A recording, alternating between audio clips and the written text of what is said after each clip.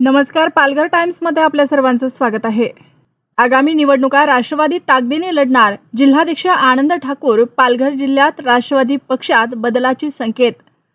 अजितदादांच्या आकस्मिक निधनानंतर राष्ट्रवादीची जबाबदारी सुनेत्राताईंनी सक्षमपणे सांभाळली असून त्यांच्या नेतृत्वाखाली पक्षाची वाटचाल योग्य पद्धतीने सुरू आहे।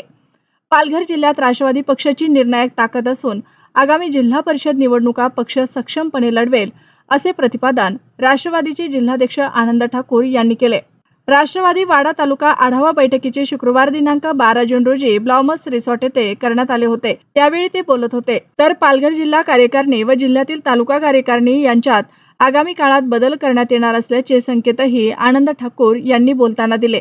तर अजितदादांच्या निधनानंतरही दादांवर प्रेम करणारे पदाधिकारी व कार्यकर्ते ठामपणे राष्ट्रवादी सोबत असून राष्ट्रवादीच्या माध्यमातून झालेल्या विकास कामांमुळे आगामी निवडणुकांमध्ये जनता पुन्हा एकदा राष्ट्रवादीच्या सोबत राहील, असा विश्वास आमदार दौलत दरोडा यांनी व्यक्त केला।